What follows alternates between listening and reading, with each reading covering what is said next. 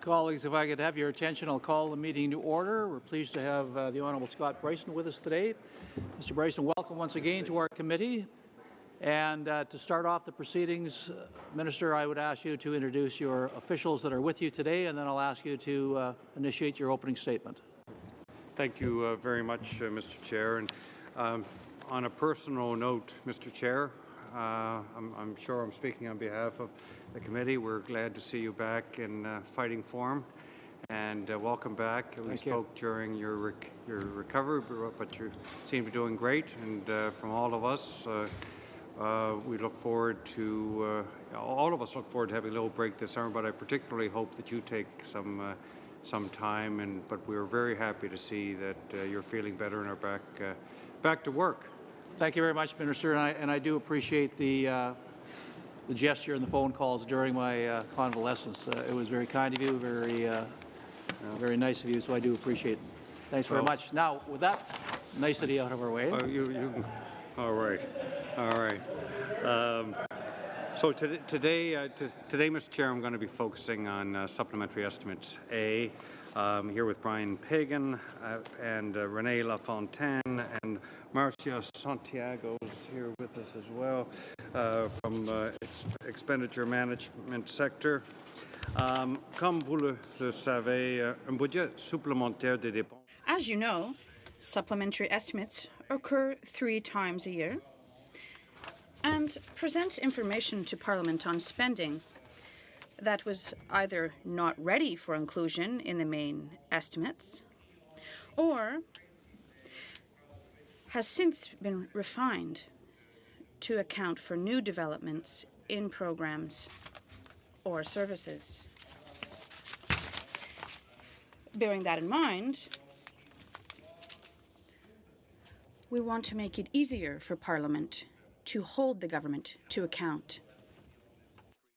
Report on Supplementary Estimates A.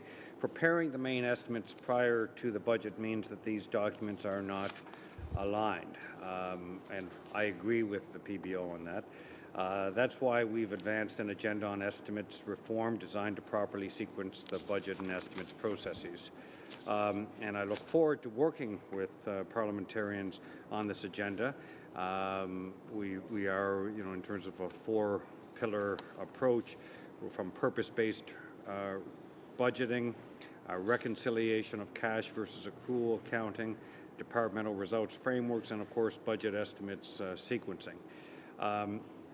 Now we're already making some progress in terms of better information and sensible changes to the process. These supplementary estimates provide an online table detailing the activities of organizations participating in horizontal initiatives that span multiple departments. We'll provide more details on those in a moment. We're also continuing the practice we started last year of reconciling funding announced in this year's budget with funding requested through this year's estimates. This comparison makes it easier for Parliament to track government spending and to hold our government, or future governments, in fact, to account these kinds of practices. With respect to Budget 2017, this year's Supplementary Estimates A includes funding for 26 items announced in this year's budget. Indeed, of the $3.7 billion to be voted by Parliament in Subs A, $1 billion is to implement Budget 2017 measures. Mr. Chair, both we and the PBO recognize that this is fewer than last year. It is still significantly more than that which was accomplished 2 years ago with Budget 2015 and Supplementary Estimates A. More importantly, our government has started a significant discussion around the importance of getting the budget, the basic sequencing right, so that the priorities of the budget are presented before the program plans of the estimates. This would allow a bottom line reconciliation to the budget in the tabled main estimates of the same fiscal year, which would be a first for any government. It would also eliminate the confusion caused by having Parliament vote on supply bills for both the main estimates and supplementary estimates in the same period. Through supplementary estimates, the government is asking Parliament to approve spending on programs and initiatives of importance to Canadians. And Mr. Chair, our government is committed to growing the Canadian economy and to strengthening the middle class. Allow me to detail 4 of the 7 horizontal initiatives involving multiple organizations. $221.7 million for the Oceans Protection Plan, $195.8 million to support the targeted admission of 300,000 immigrants under the 2017 Immigration Levels Plan, $146.8 million for the Youth Employment Strategy, which was laid out in Budget 2017, $99.8 million to support infrastructure and programs for Indigenous early learning and childcare. Other major items voted in these estimates include $446.5 million for compensation to First Nations for specific claims settlements, $400 million for transfer payments with provinces and territories to support early learning and childcare, $235.4 million for national rail passenger transportation services as announced in Budget 2017, $174.7 million for Operation Return Home to repair and rebuild and reestablish 4 Manitoba First Nations communities that were affected by the catastrophic flooding in 2011. $166.7 million to maintain mission-critical services to Canadians, and finally $162.8 million to maintain the integrity of Canada's border operations. Je tiens aussi à attirer votre attention à la partie. I would also like to draw your attention to the portion of the supplementary estimates that apply to my department. The Treasury Board Secretariat is seeking Parliament's authority for $625 million for adjustments made to terms and conditions of service or employment of the federal public administration. This funding will cover retroactive payments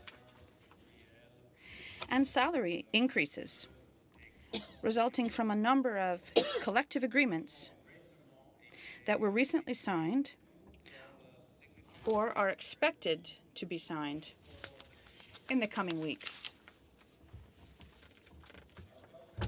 Is also committed to improving and strengthening parliamentary oversight of spending. With the changes we've made so far, we're raising the bar on better openness and transparency and accountability. This is reflected, Mr. Chair, in the fact that Canada this May was ranked number 2 in the Global Open Data Barometer Survey.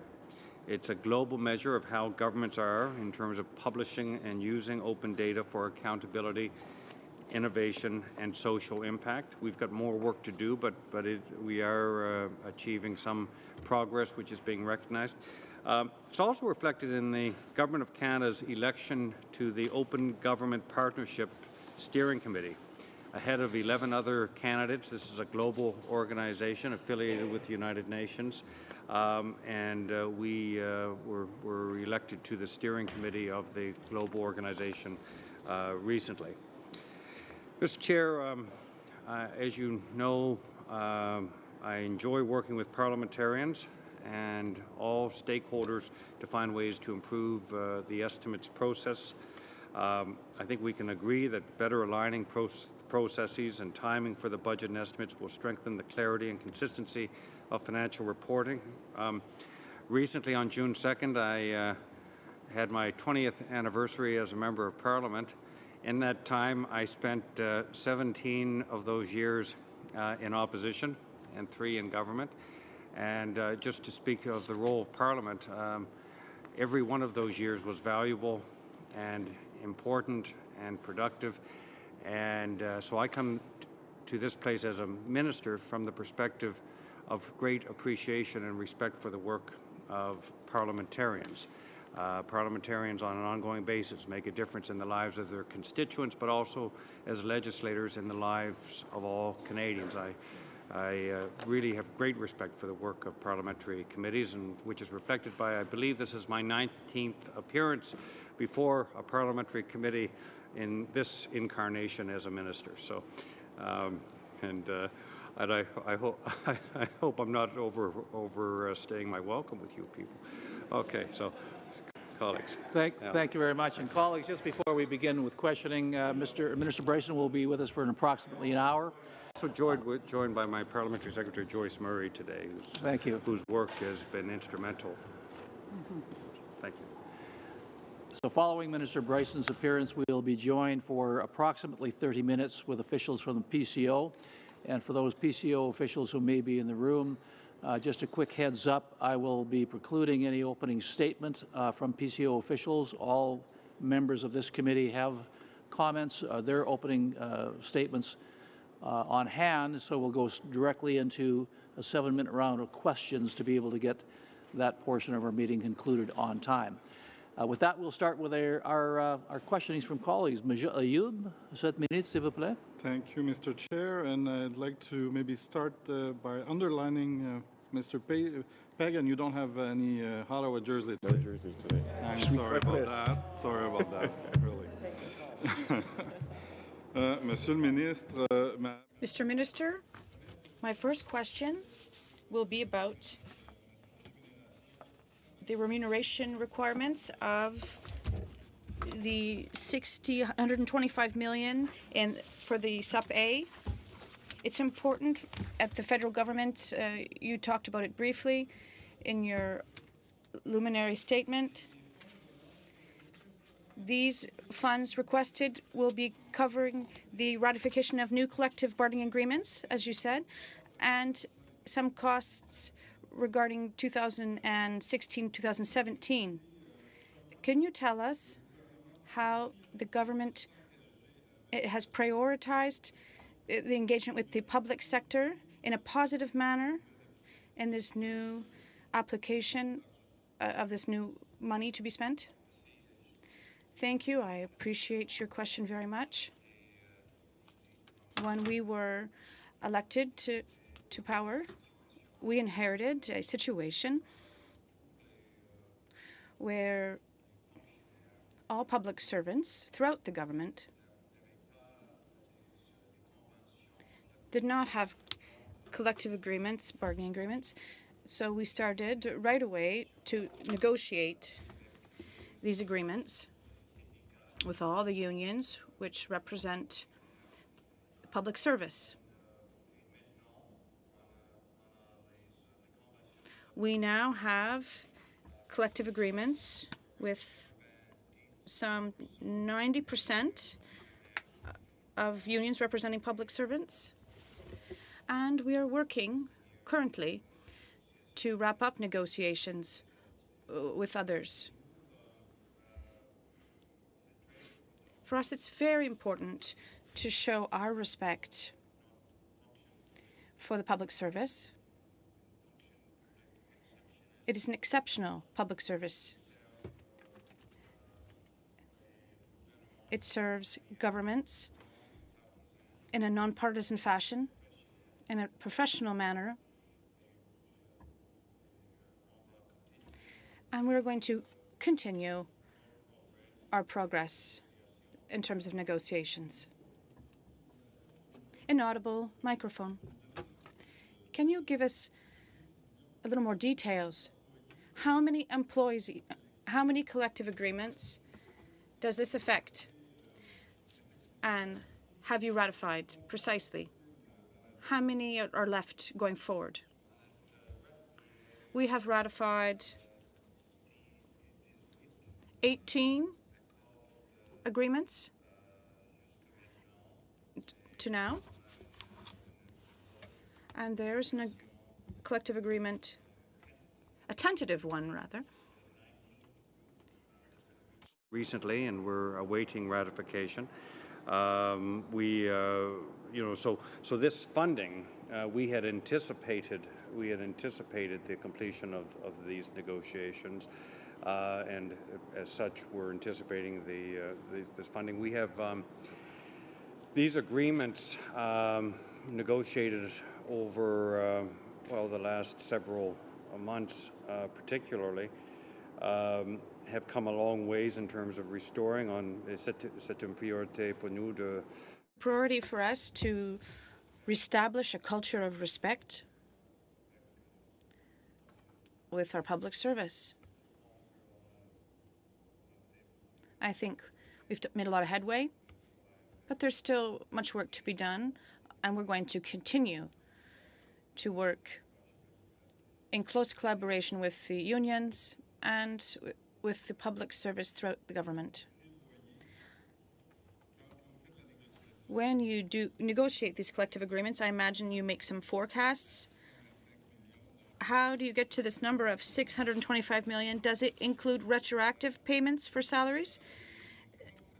And how do you forecast the upcoming collective agreements that have not been signed when in your figure of $625 million?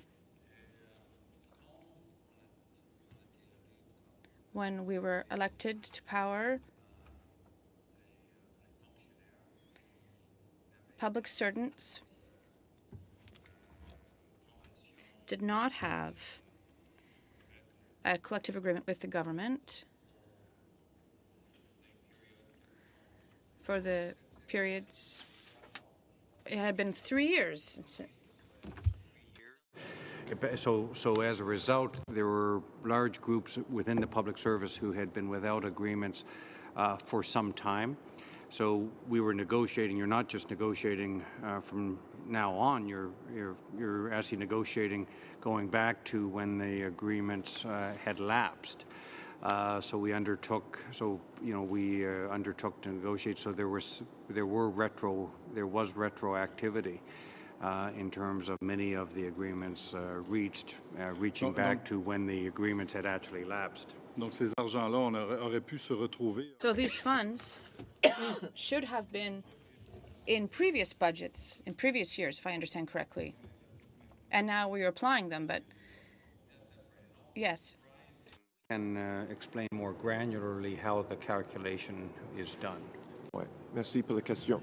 Oui. I've got another question. Thank you for your question. All right, Oh, very quickly. Thank you for the question. It's simply a mathematical formula. We know the size of the public service. We know the number of agreements reached to this point, and therefore we're simply extrapolating and doing a forecast of, if the pattern holds, what the amounts would be to cover the public service, number one. Secondly, in terms of how this is funded, there was an operating budget freeze introduced in 2013 that covered a 2-year period, and so departments are responsible for the portion of the increase that covers that period, and they have put money aside, and we're bringing it into these supplementary estimates A. It's their money, and they're going to be paying their bills. And then moving forward, there is a central vote administered by the Treasury Board Secretariat that makes the departments whole for the costs going forward for this agreement. Thank you very much. Mr. McCauley, 7 minutes, please. Great, welcome back. Always a pleasure, Minister, and Mr. Pagan, and poor Renee unfortunately gets shut out again for being able to comment on anything. Your other colleague, I tease her because she comes along and we never ask her any questions.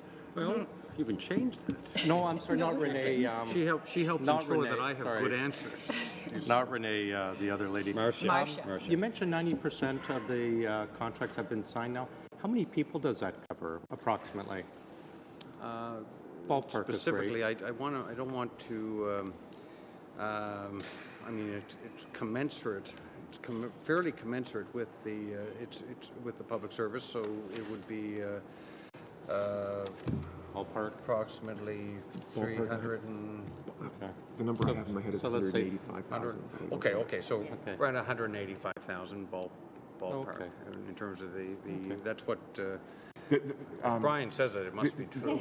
We're working, it's 87%, and I believe the absolute Close number enough. is So 185,000. I was referring to Marcia, not Renee. Sorry, Marcia. The Miss Santiago. The 565 in the estimates, how many people does that cover then? The reason I what would be ask is that appropriate. I'm sure you read the PBO report on the estimates, and they're stating that salary adjustments, the numbers that they had were applied across the public service. It could be as high as 2.3 billion, and you've got 565. Thank you. The reference here is to numbers that were included in Supplementary Estimate C, the 535 million. As I think everyone realizes, those funds were not required. They were included in Supplementary Estimate C on the possibility that agreements would be ratified and payments made. Those agreements were not ratified before the end of the fiscal year, and payments were not made. But of the 650, so the 625 million. And the difference between 535 and 625 is that since the Supplementary Estimate C, we've actually signed additional agreements, and therefore we're anticipating higher costs and payouts. And so that number reflects the best information at the time of Subs A, which was about 87% of the So that will be enough to cover it? Because I mentioned the PBO's comments, it could be as high as 2.3 billion, so there's quite a gap. Right. So it covers the amount forecast for deals signed up to that point in time. There will be additional, hopefully additional progress in collective bargaining, and we will see subsequent amounts in subsequent supplementary estimates. And how much do you expect those to be to get those last 13% signed on? I think the PBO was speaking of was it 2.7 billion? 2.3 billion. Yeah, and that goes to 2018, 2019, I believe was. He says 1.2 billion for this year. I think he was saying 2018 to 2019. So I think he was looking further ahead in terms of future fiscal. But he says 1.2 billion for this fiscal year. It's his forecast. Because but negotiations. Your forecast is 625 for 87%. This is for the. This is to cover the deals already signed, and it's the retro portion of that. Because agreements or negotiations are ongoing with additional bargaining agents, it is really quite difficult to tell the total cost of salaries both this year and into the future. But his estimate, his methodology was very sound. We take no issue with the numbers advanced by the Parliamentary Budget Officer. And I know bit by bit we're running it.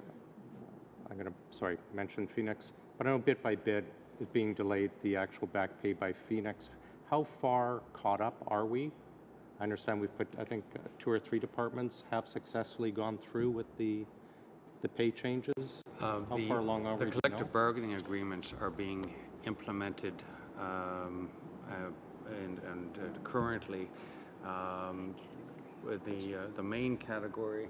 The financial advisors. Yeah, the financial advisors. I know they went will first. be in. And the audit, They have gone through for August, I believe. That's right. Yeah. And we have made some payments. And some of the collective bargaining agreements, and they're being implemented, as over in a staged approach. How far along are we? Do we know? Consistent with the collective bargaining agreements, because there are deadlines for agreements, and we are implementing them You've consistent with mentioned, those I think, deadlines. 18 have been signed. How many have we got through? How many at this point? Three now, Minister. 3 now. And they're being done consistent. Each of these agreements have a deadline, so they're being And I understand the need implemented to consistent go with that. slowly with it so it doesn't add to it. I'm just asking for that. Well, actually, they're being implemented, though, consistent with the negotiations in terms of the deadlines for the negotiations. I want to just get to the estimate process. Now, we'd heard one of our committee members state, I think it was just last week, that the estimates reform is on hold for a while. And then just last week, I think in Senate, Mr. Pagan said, we expect movement on estimates reform in the very near future. I'm just wondering if you could clarify that, please. Well, we've been quite we've been quite plain on this in terms of our government's priority to modernize and strengthen the budget and estimates process. But we're is already it in the doing very near future, or is it pushed back? Which is it, please? Purpose-based reporting, the new departmental results very framework, near future, as Mr. Pagan and cash says, and or is it accrual. pushed back like one of your colleagues So we're doing 3. Will you The please just principal answer the fourth question, one. Minister? It would be very soon that we expect Thank to see progress. Yeah. Progress And, or your movement? Progress. Progress or movement? Progress. Jeez. Always. We'll come back to the question on Progress. on which one of them was telling the accurate information. We're both. We're saying progress. There's no space between what Mr. Pagan said and what I'm saying. And we believe we will PBO see says you're moving progress soon. backwards on your progress, so we'll get back to it in someone else in the PBO next is 5 entitled minutes. to their opinion, but we are making progress. Okay. And we will make progress very soon. Thanks for a couple extra seconds. Bryson, you mentioned that you spent 17 of your 20 years in Parliament on the opposition side, so I want to begin by congratulating you on your keen sense of when your political party is close to forming government and your ability to quickly change parties to avoid that fate. I feel as though you might be getting rusty, though, because you stayed with the Liberal Party through the last election, and here you are before us. That's a curious argument coming from a New Democrat. But I can. Well, we've been even more successful in staying on the opposition side. I was elected I was elected in a caucus of 20 as a progressive conservative with Jean Charest as my leader at that time. And I was in the corner where you were. I was up where Elizabeth May sits. Every time I was on camera, you could see the translator behind me. And then when I joined the Liberals, that was the week of the merger with the Canadian Alliance Party in December 2003. I, of course, came over to the government side, became a minister after 2004. Then we were defeated, and I was up in the corner by the Speaker. Then we were defeated worse in 2011. We moved down, then worse in 2008. So and I moved down. As and in 2011, so I'm the only member of Parliament who has anecdote is. I do want to ask but you. I want to tell you, I've sat in every row of the House of Commons, and I've sat in every corner of the House of Commons, and there's no bad seat in the House of Commons. I can tell you that. Of new collective agreements and the hiring of summer students increased the number of problems with the Phoenix pay system in May. Now, it strikes me that the renegotiation of collective agreements and the hiring of summer students are eminently foreseeable events. So I'm wondering if you can provide some assurance that the government is going to better prepare for those events in future. Well, whenever there's a transaction or a change, it creates a burden on the pay system. We are working very hard to anticipate those and to apply resources. As you know, has been a recent outreach to public servants across the Government of Canada and former public servants to increase the number of people who are actually physically working on the system, and that's important. We've also invested. I'd actually like to pick up on that point, because when you appeared before our committee on May 18th, I asked you a whole series of questions about the cost of fixing Phoenix, and you seemed quite hesitant to answer them, and I think we now know why. On May 24th, your government did announce an additional $142 million, among other things, to hire more people to help fix Phoenix. In light of that, I would just like to recap the total costs of this boondoggle. My sense is the initial implementation of Phoenix cost $300 million. In terms of fixing it, we had the $50 million to keep satellite offices open. We had the $70 million a year, which is being left with departments for 3 years, so that's another $210 million, as well as the $142 million that you announced recently. So that's about $400 million to fix Phoenix. Are those numbers correct, and do you anticipate that that's going to be the final tally, or will there be significant additional costs to Phoenix? So the initial cost was $309.5 million. But in terms of responding to some of the issues around the implementation and the quite public challenges faced in the implementation, $50 million for additional support from IBM, more resources to manage our complaint center, additional training and support to departments and agencies to set up and maintain satellite offices, $142 million in 2017-2018. That's to increase capacity, to maintain the satellite offices, implement a new case management tool, and to better support employees. We're also leaving, Treasury Board's announced the $70 million that the previous government expected in cost savings. We're leaving that in the departments to focus on fixing this. I got to tell you, this has been... You've cited the same numbers I have. Yes. Would you agree that the total we're talking about is $400 million so far to fix Phoenix? Well, in terms of, if you look at the initial costs and the additional resources we've committed, you are looking at significant investments.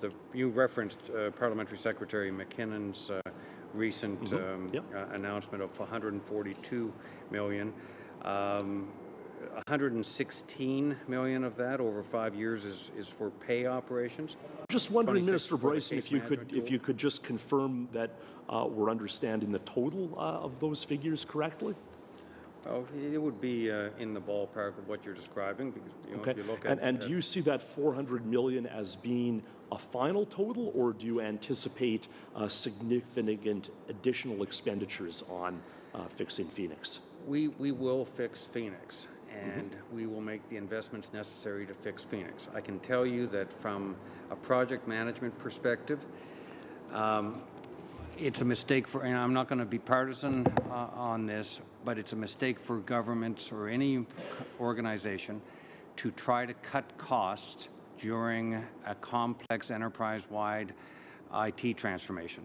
There may be cost savings down the road once you've successfully implemented an IT transformation, but do not try to exact those savings during the transformation. I agree that was a big mistake, and I mean, I'm disappointed, your government rushed ahead with it as well. But actually, just in terms of the costs of fixing Phoenix, now that we are in this mess, one item we haven't talked about too much is the cost of compensating. Yes? You said something. I just want to address that. At the point of going ahead in Phoenix, the decisions by the previous government to lay off 700 pay professionals created a situation. We did not have a legacy system. It was the date to start Phoenix. It was not a case of we could continue with the legacy system.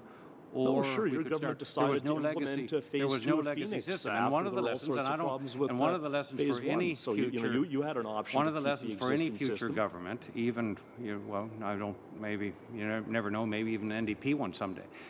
One of the lessons for any future government would be to actually maintain the legacy system. And I wish your government had done that. Unfortunately, Mr. there wasn't a legacy system. We're out of time. One of the things, fascinating as this Tom, I just want to is. tell you, one of the things, Aaron, I found as an opposition member in these committees, it's a good practice.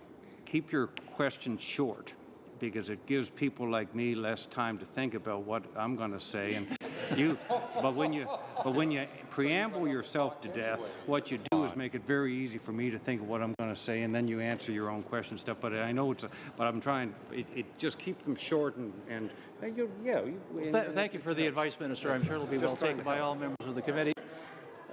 We will now go to Madame Shanahan for 7 minutes, please. Thank you very much, Chair, and thank you very much, Minister. We do appreciate all the advice that you can give us. Just to continue along with, to finish off on Ramez's line of questioning, talking about the SUP estimates A, the $625 million allocated to the pay list requirements, can you explain why this money is necessary in this SUPS A when we already approved the same thing in February? Just to get that on the record. Actually, I'll ask Brian to speak to the sequencing of it in this SUPS A. Right. What we're doing in the estimates process is we are seeking approval from Parliament to have authorities available if an obligation, a contract, a requirement comes due. And so at the time of supplementary estimates C, which would have been finalized in January, we had just come through a period in December, January, where agreements had been reached, tentative agreements had been reached. It was impossible at that time to know for certain whether they would be ratified and implemented before the end of the fiscal year. And so what we did in Supplementary Estimate C is we brought it forward for Parliament's full transparency and to get the authorities au cas où. In the event that the agreements were ratified, we would have the funds available to make the payment.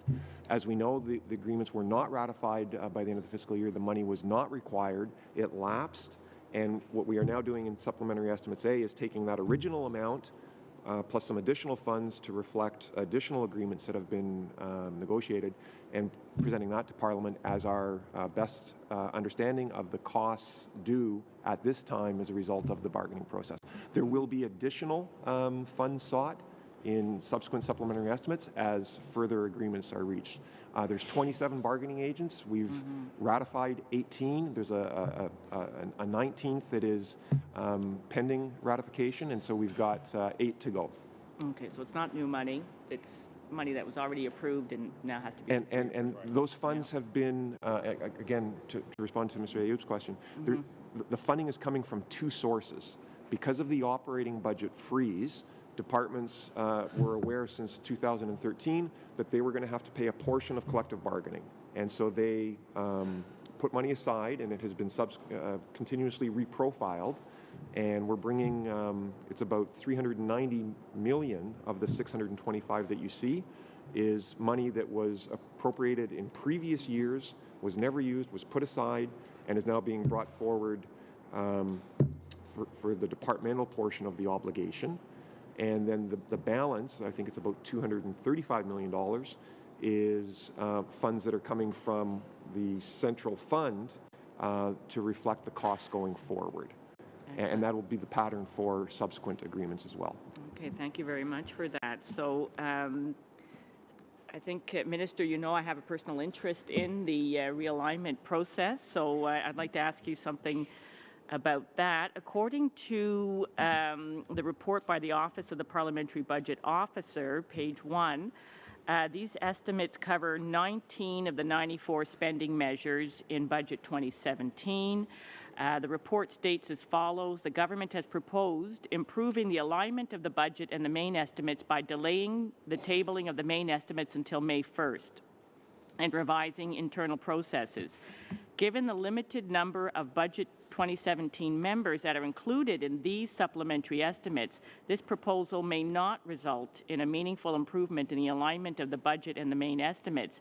So I'd like to ask you, when will the other 75 spending measures announced in Budget 2017 appear in an estimates document? Since only 20% of the measures announced in Budget 2017 are included in Subs A, how would delaying the tabling of the main estimates have improved the alignment of these of the 2 documents this year? Thank you very much. Well, a couple things. One is we had last year the number was better in terms of the number of budget items in Subs A. That reflected fewer items of larger amounts. This year, we did not achieve the same percentage.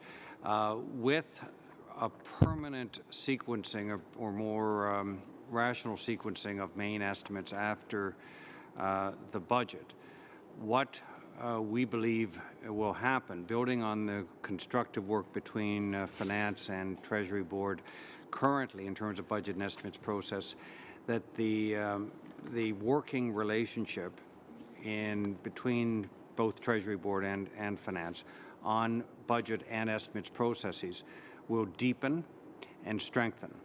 And you will see, as main estimates follow the budget, the tabling of the budget, you will see each year progress made in terms of the percentage of budget initiatives that will be in main estimates. That has been the experience in other countries. In fact, in some jurisdictions, they come out basically simultaneously, that a lot of the work of budget and estimates is done and announced concurrently or certainly shortly after. The Australians have, in my opinion, one of the better models in terms of how it works. And in Canada, we really still, there's the budget process of approving budget initiatives, and then the Treasury Board process of submissions to Treasury Board that lead to the actual expenditure approval. I believe that the degree to which we align those together will strengthen the budgeting process and the expenditure approvals, and will mean that funds flow more quickly, but that the level of rigor over public expenditures will strengthen. This is going to take time, and I've been clear anytime I met with this committee that it will take time to accomplish, but it's a significant step. I believe the Globe and Mail has called the current Globe and Mail editorial has called the current situation of main estimates preceding the annual budget as being absurd, and I agree with that. But it will take time, so I'm not underestimating the fact that it will take time to accomplish that. Thank you very much. Some years we've done better than others, but I think the permanent sequencing of main estimates after the budget will really take us much closer to that. Thank you. Monsieur Clark, 5 minutes, s'il vous plaît. Merci, Monsieur. Good morning, Mr. Minister. Thank you, Mr. Chair. Last year, the Standing Committee of National Finance expressed its concerns. I don't think you were there. Their concerns about the recurring practice of using SUP estimates, as we see today, for some ministers without portfolios, notably the ministers of Francophonie, Science, Sports, and Persons with Disabilities, and etc. So your department published responses stating that this is part of a practice that has taken place since 1995, even though it goes against parliamentary jurisprudence. I would have a very quick question for you. Why do you not want to increase the salaries of ministers without portfolios? And our government has responsibilities. For instance, Minister of Science Kirsty Duncan works closely not just with ICED, Innovation Department, but across government in a horizontal approach on all matters related to science, as an example. So these are ministers with responsibilities, whether it's status of women or our Minister of Sport and persons with disabilities. They reflect our government's priorities, science being one, advancement of women in both in the public service and broadly in Canadian society. The three additional ministerial positions, let me see, I think you'll see Bill C-24 that would authorize payments to all 8 positions under the Salaries Act. Yeah. Well, first, I would say that, those ministers without portfolio don't have to take care of the ministry itself. And so they have a lot lesser workload, that's for sure. So I don't understand why we would put their salary requirements. But the other question is, why didn't you wait for the royal sanction on C-24 to go forward with the rise of their pay? I would challenge one. I would say that these ministers, and I know them all personally. I know what they're working on. They're working extremely hard, and their responsibilities, they're across government to drive important priorities around the advancement of women or to support Canadians with disabilities or advance priorities that we take very strongly as a government. Okay. The one point you said respectfully that they don't have as much work as other ministers. Well, they don't have a ministry, that's for sure. They have significant priorities for which they are responsible for driving across every department. But let's say we agree on what you said. Let's say we agree on what you said, that they do an important job, and of course it's true. Sure. So why didn't you take it seriously as soon as you got elected as a government and put forward C-24? Because now, since 2 years, you're still repeating the same scenario of going on another route. You're supposed to go through the law of the treatments and not through the credits. Why are you still 2 years after your election going through the wrong avenue? Thank you. Thank you, Mr. Clark. agree that there's some confusion and some, I think, misconceptions about the purpose of the vote wording and how it interacts with legislation before the House. The concept is very simple. There was a point of order raised in the House about this vote wording. The Speaker ruled, in fact, the vote wording and the authorities are entirely appropriate and in keeping with parliamentary practice. The estimates process, by the estimates process, Parliament is approving specific wording, what departments can and can't do with the monies provided to them. One of the things that they can do is pay salaries to ministers of state with or without portfolio. And the reason for this is because the supply cycle, when we introduce estimates to the House, is fixed, but the way in which the Prime Minister, he or she, arranges his ministry is not fixed. A Prime Minister can make changes to his or her ministry at any time, and if they do that, obviously the Prime Minister would need the ability to pay that minister his or her salary. Are the supplementary treatment included in Credit 30A? Mr. Clark, unfortunately, we're out of time. I know you want to have an exchange, but perhaps Mr. McCauley can take up with that when it's his turn later in this round. Mr. Whalen, 5 minutes, please. We can get back with some answers on that as well and have further conversation. Thank you. Thank you, Mr. Bryson, and thank you for coming to us a record 19 times now. It's that's good. We're going to be like the Wayne Gretzky of the Government Operations and Estimates Committee. You've never seen me play hockey. I'm interested in the Oceans Protection Plan and the $209 million that's been allocated in Estimates A, and just to get a sense of how this money is being broken up across departments, how the activities are being broken up across departments, and since the overall Oceans Protection Plan is a $1.5 billion initiative, whether other funds have been allocated already through other departmental spending initiatives, or are we going to be expecting to see more funding announced in Estimates B and C in relation to the Oceans Protection Plan? Well, the initiatives are being carried out in the Oceans Protection Plan is being implemented through Fisheries, Transport Canada, Canadian Coast Guard, Environment, Climate Change, and Natural Resources. So it's a horizontal initiative across a broad range of government departments and agencies and over several years.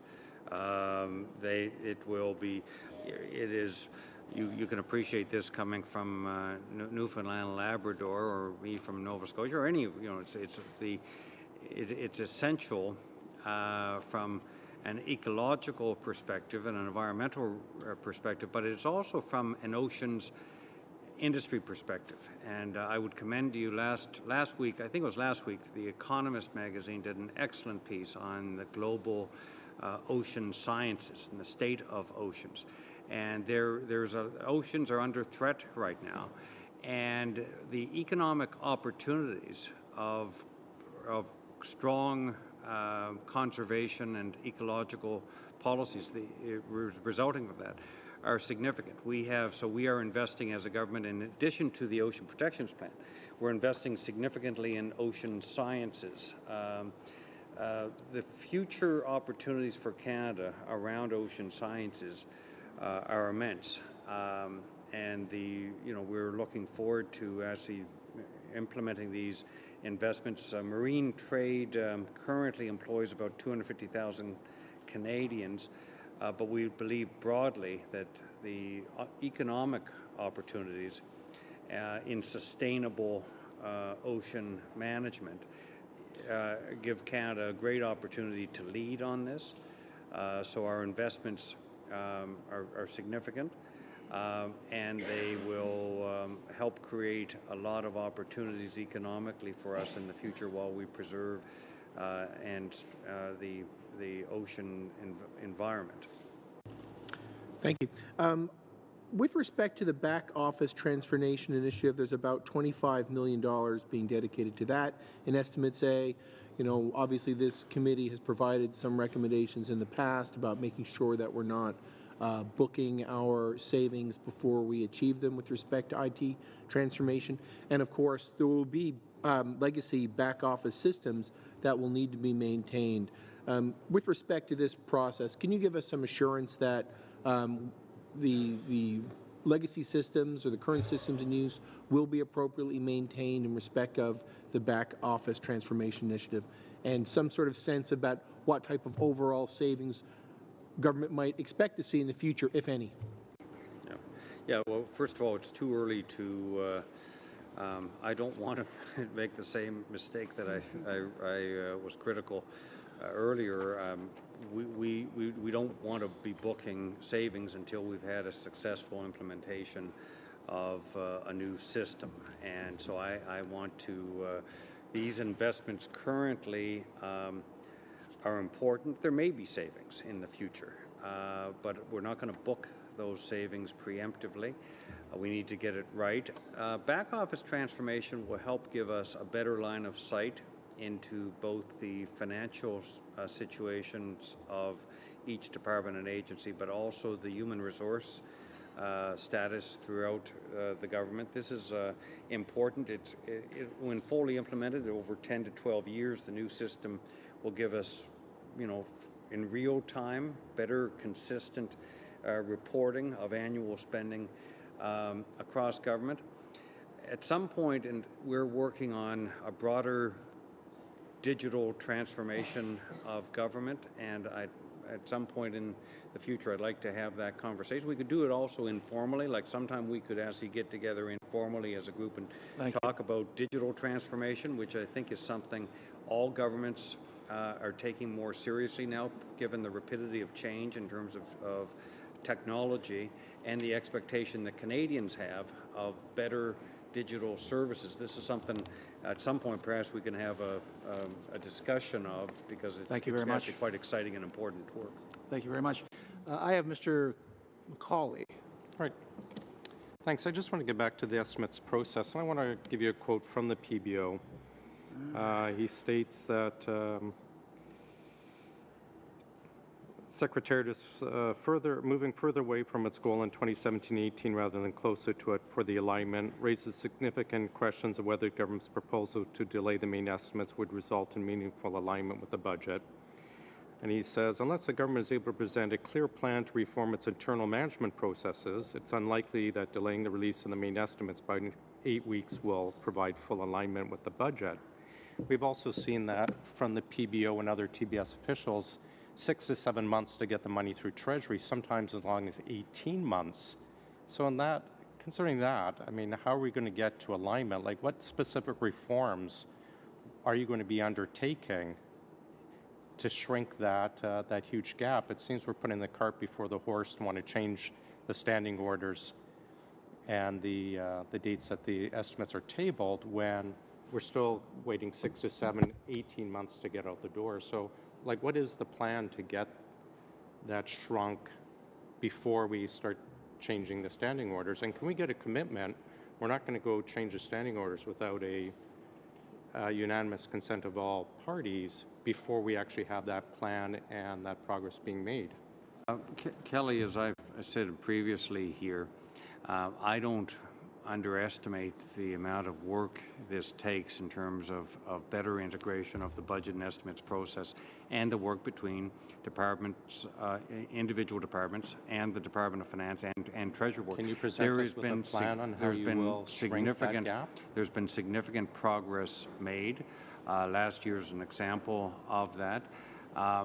And I believe very strongly. This year you're going the other way. But I believe last year was a marginal increase over the year before. It wasn't this huge jump like you're saying. But I can tell you, it was a marginal increase. But now part you're going of the, backwards. You can argue it's whether this. I understand your argument. Lie. But my belief is actually we want a plan before when you put the sequencing, when you get the sequencing right, but you haven't. That it does shift. We haven't yet.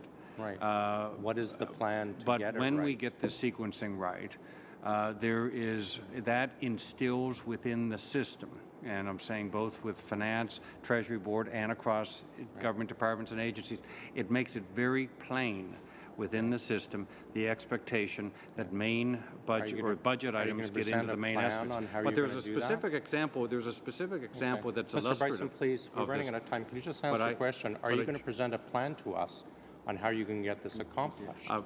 We already actually have presented, and we are in fact already well, providing it's not working because we're going crosswalks on backwards this. according to But the PBO. the Marine Atlantic example is actually one that I'd like to, as it's illustrative of our approach, and Brian can speak to that.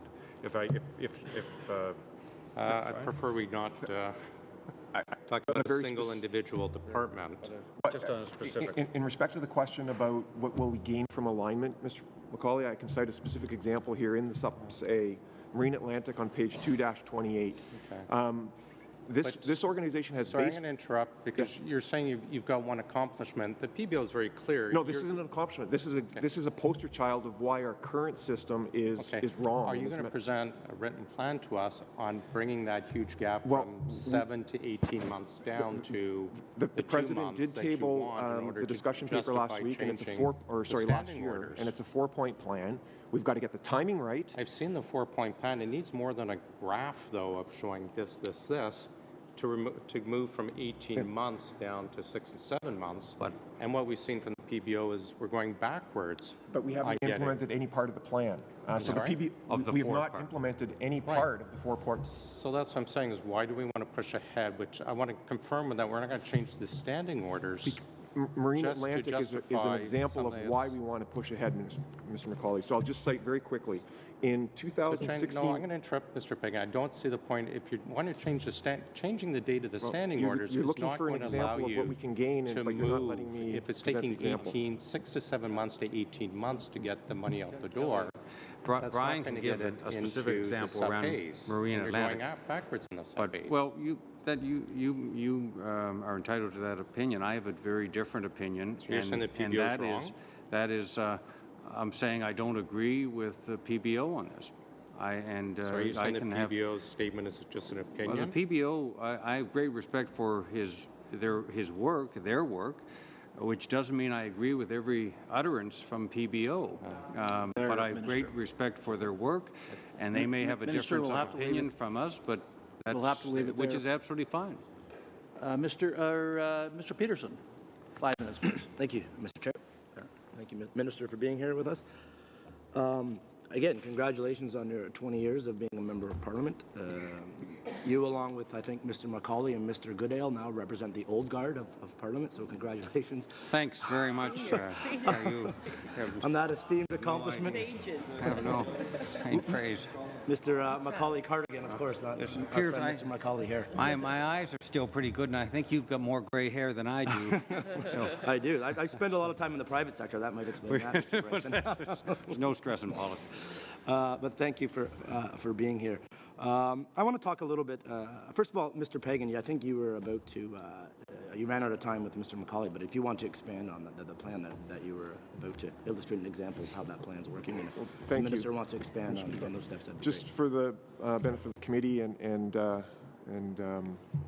observers, the Minister did table a plan to this committee last year. It's a 4-point plan that addresses timing, the need to reconcile the scope and universe and accounting of estimates and budget processes, to provide better control for Parliament by purpose rather than by inputs, and finally better reporting using online tools such as Infobase so that committee members, Canadians, can access in real time information about how government departments are spending their money. So that is the plan, and that has been developed in consultation with departments and other central agencies, and we are ready to execute if we can get agreement to move forward.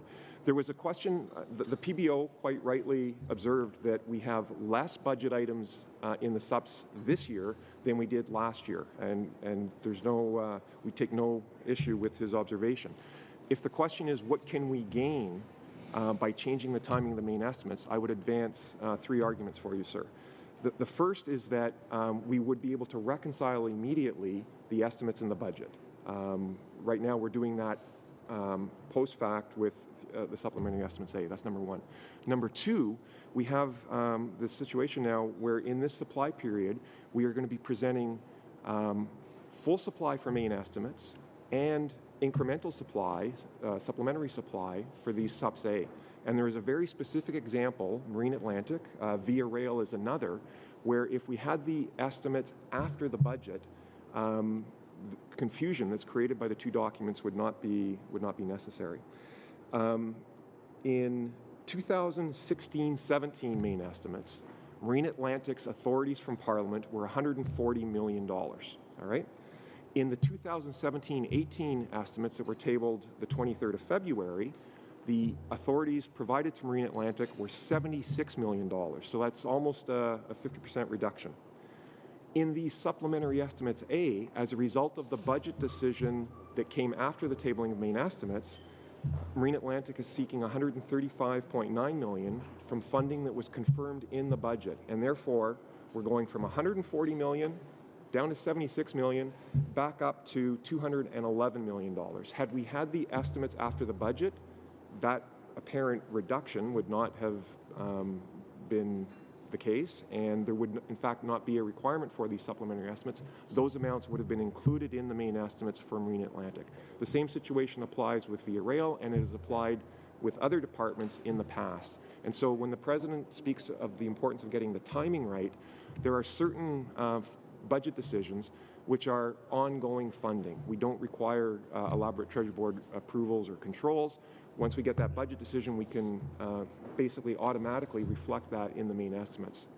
And that is one of the very real gains from getting the timing right. There are other initiatives, new, that are identified in the budget that will require some consultation with partners and some challenge from Treasury Board before they're brought forward. So there will likely remain an element of budget funding that are brought in through the subsequent subs. But as the Minister says, if we can get the basic processes right, we can shorten that timeline so that it's much more timely. Until you get the timing right on a permanent basis, any progress made on a year-to-year will be halting. And part of this is sending more than a clear signal, actually having the sequencing right. Departments and agencies, Finance and Treasury Board, it builds year over year a deeper and closer relationship between departments and central agencies like Finance and Treasury Board to incorporate into the two processes. So that's where I think in terms of what we want to achieve, the PBO would be in broad concurrence of strengthening the process. Where Thank you, Minister. We differ is whether or not it's a priority to do the sequencing now, and I feel confident that it would be the right thing to actually get the processing, or rather the sequencing, right, and having the main estimates after. Thank you, Minister. The budget. Mr. Weir, you have 3 minutes, and then we'll excuse our witnesses and bring the PCO officials to the table. You have 3 minutes. Thank you. The supplementary estimates include $1.6 million for regulatory alignment with Canada's trade partners. I'm wondering which regulations does Treasury Board plan to change? On that, it's a great question, Aaron. And there's a couple things. One is there's regulatory cooperation as part of CETA, which is there's a discussion with CETA partners around regulatory cooperation, but also the RCC, Regulatory Cooperation Council, which has been in place for some time, established when President Obama was there, and actually established under the previous Conservative government, is focused on Canada-U.S. regulatory cooperation. There has been some progress. There's a tyranny of small differences in some ways in terms of regulatory differences between our regulations with trading partners like the U.S. In many cases, trading partners, but can you tell us the specific types of regulations that will be changed with this money? Well, for instance, we have had progress, for instance, on rail car safety between Canada and the U.S. There's already been progress on that. That in the wake of the Lac-Mégantic tragedy, our regulators between Canada and the U.S. have worked together to develop an enhanced standard for a new class of rail tank car for flammable liquids, transport of flammable liquids. And I think that would be a good example of moving regulations up to a higher standard. Can you provide some kind of assurance that that will always be the case, or could this ever lead to kind of going to the lowest common denominator? Well, it's an excellent question. I can tell you on behalf of our government that we see the opportunity to strengthen the governance, and health and safety, environmental protection is all key. I gave one example of what has been accomplished already in terms of Canadian and U.S. regulators around strengthening regulations around rail car transportation of flammable liquids. Estimates reform. Some other ones on. Have you considered just having the budget earlier? The budget date, the principle, whether you have the budget earlier or the estimates after, the sequencing is the key. And having main estimates after the budget I think, in terms of individual conversations I've had with members of this committee and members of the opposition, I think we all agree on that. I take Mr. McCauley's point very seriously, that we need to, it's not good enough just to change the sequencing unless you do the important work of coordinating the work between the budget process and the estimates process. But I believe the sequencing, getting the sequencing right, is extremely important, because otherwise all progress will be halting. Be open to setting the budget date earlier. Mr. Weir, I'm sorry, we're going to have to shut it down there. Minister, thank you very much for your appearance here today, and I know we're going to have further discussions on this, particularly on the better alignment in days, months, and perhaps years to come. You're now excused. I will ask committee members that we will suspend for a couple of moments while we ask the PCO officials to come to the table. I'd like to thank the committee members very much. I have great respect for the work you do individually as parliamentarians, but collectively at this committee. And this may be the last time I meet with the committee prior to the House rising in a few weeks. And I want to wish everybody a great summer in your constituencies and with your families, and just all the best for a happy and healthy and productive summer 2017. Canada 150, it's an exciting year for all of us individually and collectively as Canadians, and I wish each and every one of you a really great summer, and that you rest up and come back raring to go and do great things for Canadians in the autumn. Thank you. Thank you very much, Minister. We are suspended for 2 minutes.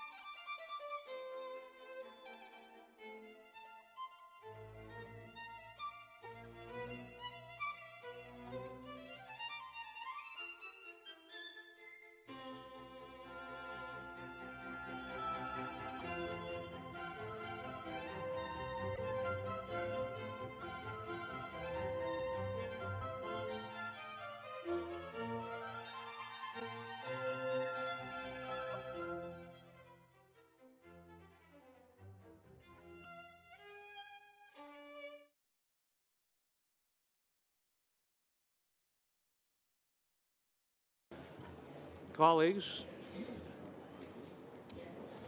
we'll resume our meeting. Just a couple of quick comments before we start.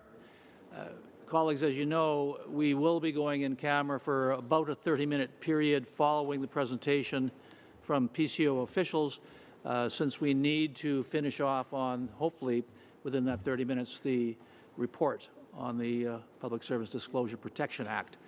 Therefore, as I'd mentioned earlier, I believe most of the PCO officials were in the room. We'll preclude the opening statements and go straight to questioning. And in addition, I would suggest that we go to one 5-minute round rather than one 7-minute round. That will get us back on time and hopefully allow us to complete the report in camera.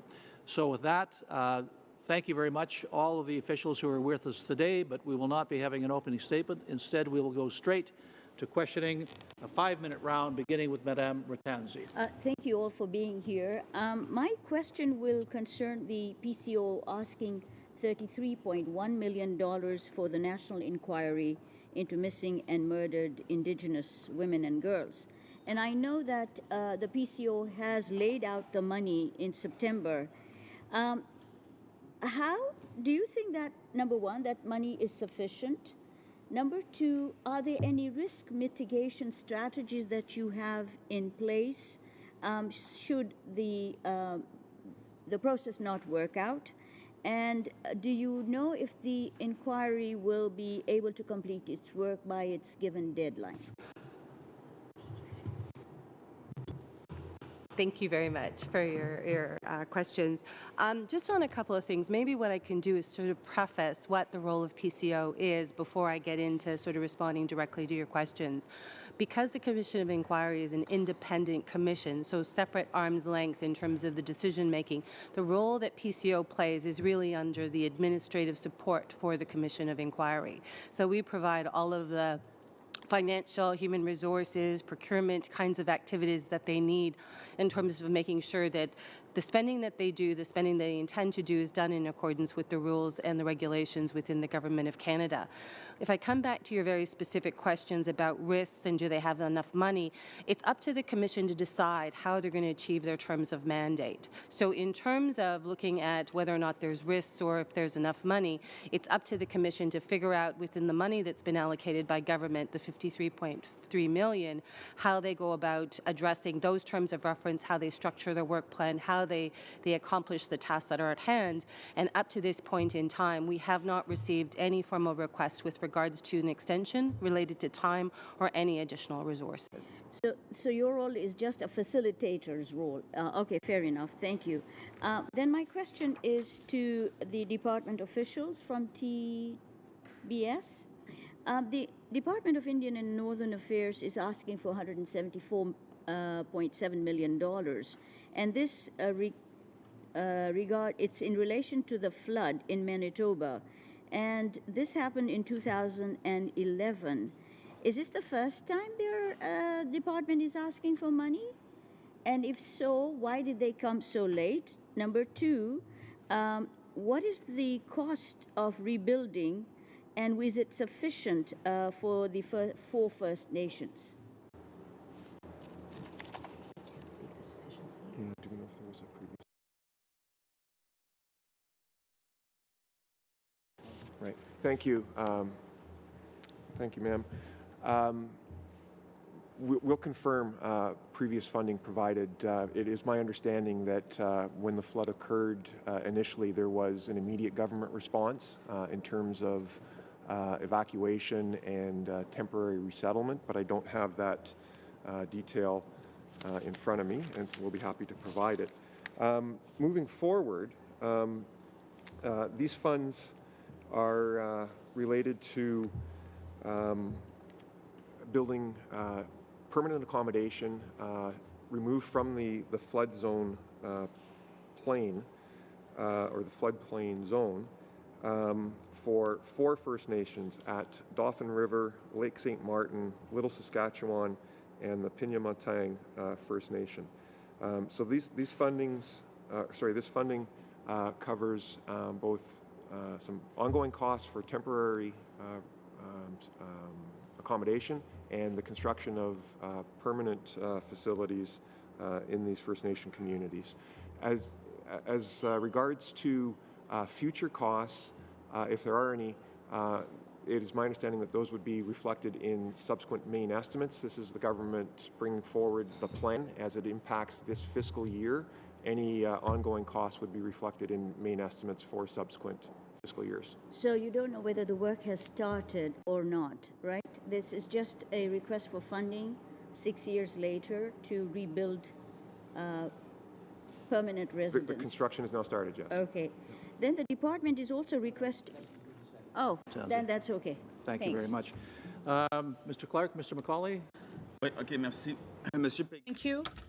Mr. Pagan, I'd like to ask you about the 30A vote of several million. Is this where we see the increase for ministers without portfolios, the 62.5 million? 625 million, rather.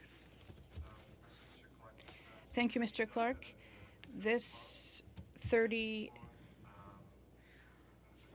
vote is for the Treasury Board to be able to allocate funds to the department for their costs in terms of collective agreements, and it's an obligation as a role as an employer for paternity leave and maternity leave.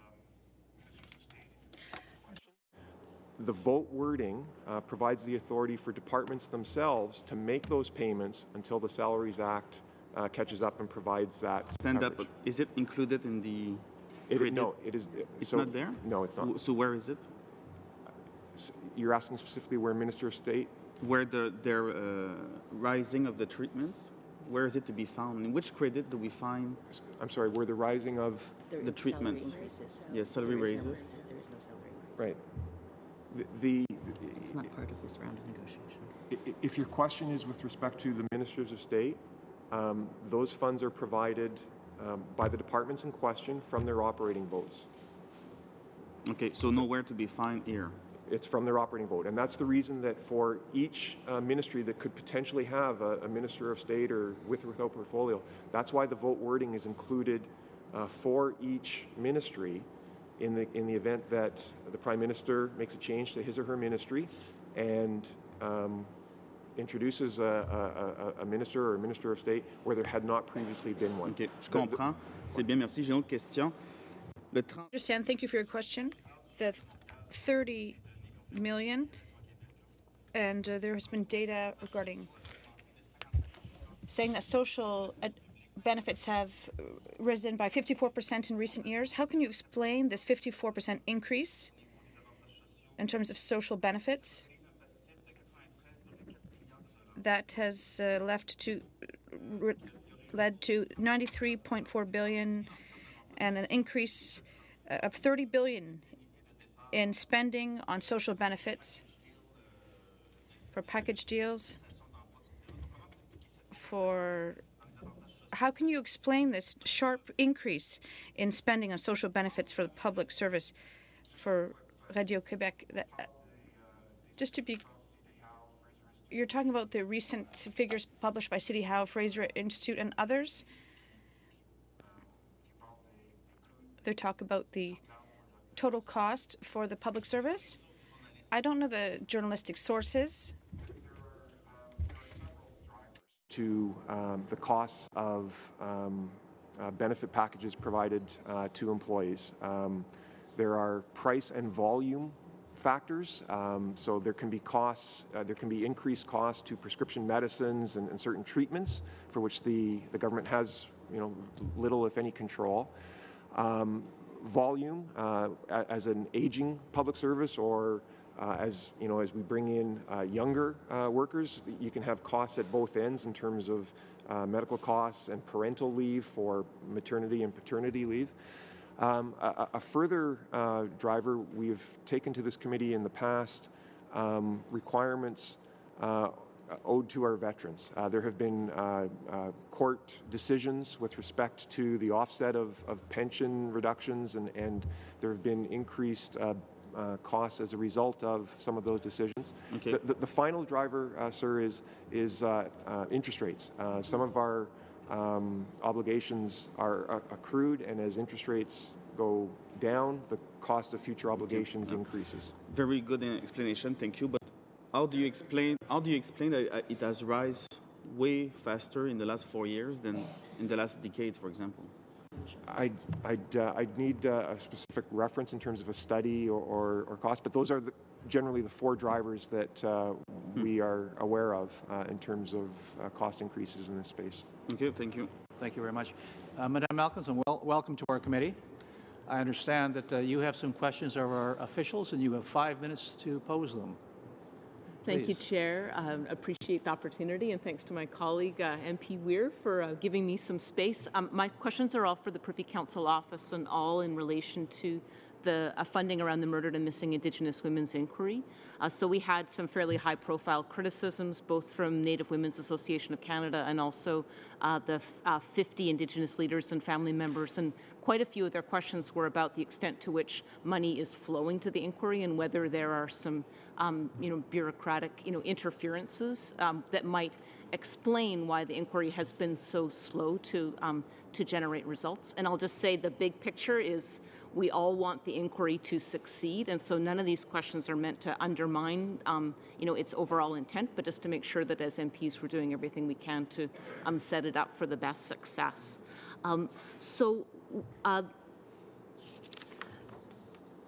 Questions that I've got, do the commissioners have full access to the inquiry funding that the government has set aside for them? And do we have examples of times that there have been delays waiting for payment in relation to the inquiry because of the Privy Council Office approval process?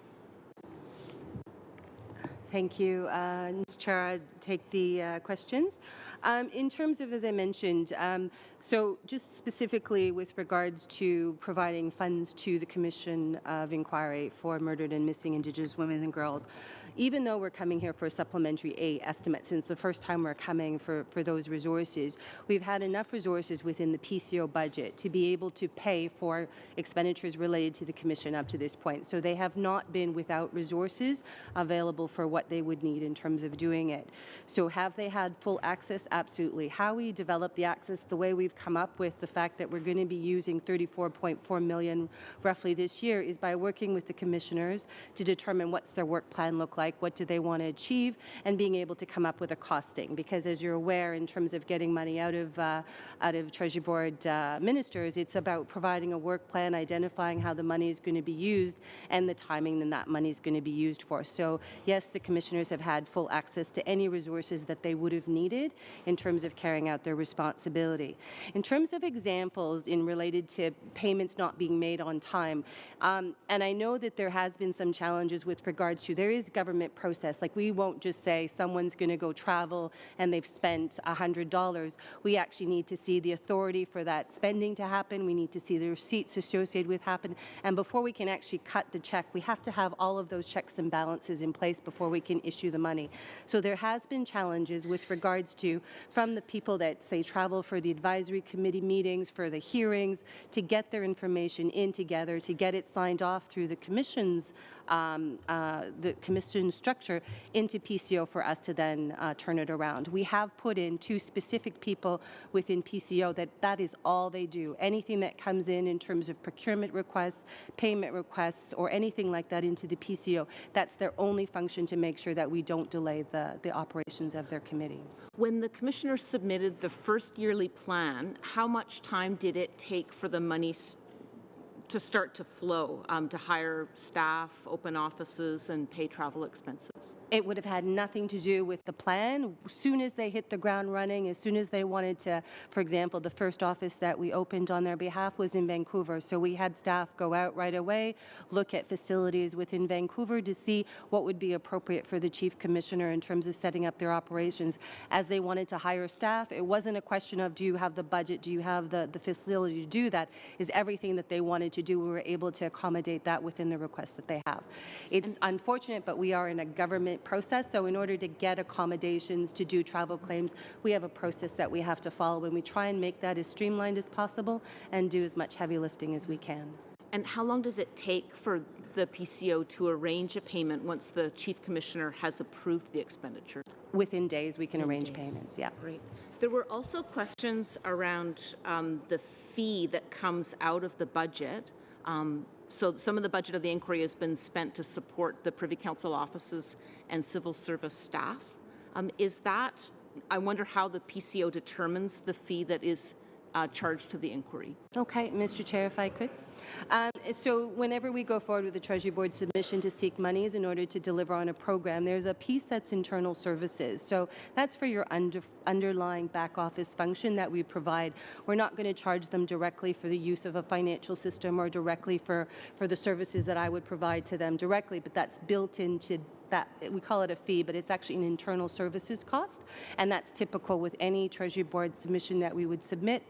And it's in line with a costing model that we've developed over a number of years that we apply against our Treasury Board submissions. Thank you very much. Finally, we'll have Mr. Whalen for 5 minutes, please. Thank you very much, Mr. Chair. And following up a little further on those, just those questions, when I go to the MMIWG website, it talks about the number of staff. It looks like there's about 41 there now. When we look at the briefing note that we've received, it says that you're intending to hire 65 full-time equivalents in 2017, 2018. Does that include the 41 that are on the website? So is PCO the employer of all the support staff for the Commission, or are these separate and apart? So you expect to have 150% of the employees that the Commission itself has? So maybe I can be a little bit clearer. So the Commission will be hiring roughly 65 people during this year. So it won't be employees of PCO, but it will be on our books because all of the funds for the Commission will appear in our main estimates. It's not a separate organization. It just seemed, for expedience sake, cost effectiveness to have that attached to our organization. Okay, so in order to make sure this procedure happens as seamlessly as possible, PCO is doing whatever it can to assist in the administration while maintaining the independence of the Commission itself. Absolutely. Okay, that's wonderful to hear. So in connection with, and this is sort of maybe a broader question, we have a letter from the Auditor General regarding fraud risk mitigation, and it points out, some issues regarding interdepartmental Canada Food Inspection Agency, Global Affairs, Health Canada, singles out Defence Construction Canada for the level of risk assessment that they're doing internally that might not be as proactive as it should be regarding fraud, corruption, and collusion. And I'm just wondering what additional procedures might exist within Treasury Board to ensure that additional risk assessment is done in those areas so that even if internal departments aren't managing their fraud risk appropriately, that maybe Treasury Board is picking up the slack. Well, thank you, Mr. Whalen. I'm aware certainly of the Auditor General report. I'm not intimately involved in the response, but there was a management response, and I will make sure that that's forwarded to this committee. It's important to point out that the Auditor General assessed the risk of fraud, and in assessing that risk, he found no fraud. That we have controls in place, and he made specific recommendations to improve those controls. We have a range of activities currently. You mentioned Defence Construction Canada. They submit a corporate plan where they identify proposed projects. They look at their existing management practices and skill set to deliver on those plans, the environments that they're going to be working on. So that's one view that we would have of that department and many, many others. And then secondly, when it comes to individual transactions, projects, there is as my colleagues mentioned, there is a challenge function at Treasury Board where we will be looking at the specific details of projects to understand, terms and conditions, who they're going to be working with, the way in which service will be delivered, how contracting will be administered, again, the areas, the geographic areas that they're working in, and then there will be specific either conditions or controls put in place to address that. But I will make sure that you get the management response to the AG report. And so with respect to the murdered and missing Indigenous women and girls national inquiry, are they subject to the same controls? Have they gone through this fraud, collusion, and a corruption analysis, and what's the effect, and are there risks there that we haven't heard about yet, or are they all being appropriately managed? I'm not certain exactly how to respond to that. So within the controls of PCO, the Privy Council Office, we will do our due diligence to make sure all of the transactions that happen are done in accordance. So we have our own internal control framework set up to manage the resources of Canada that's been given or is part of our responsibility, like any other resources within PCO. In terms of the transactions that happen on the ground with the Commission of Inquiry, as I said, they tell us what they want to do. We use our processes that are currently in place. We use our standing offers, our procurement vehicles, our staffing processes to ensure that those controls and frameworks are addressed. So I think there's an appropriate control framework in there for managing the risk of fraud, because we do have our due diligence and we do follow up with regards to every expenditure that's made. Thank you very much. Colleagues, before I dispense with our witnesses, there's a couple of questions I have with you, or for all of you, with respect to the supplementary estimates A. Do I have the unanimous consent of the committee to call all the votes on the supplementary estimates A together? Yes. Seeing that we have, UC shall vote 1A under Privy Council Office and votes 1A and 30A under Treasury Board Secretariat carry. Shall the chair report the votes on the supplementary estimates to the House? It shall be done. Thank you very much, and to all of our officials from PCO, I thank you for your appearance here again today. We will suspend for a couple of moments, colleagues, and then go in camera.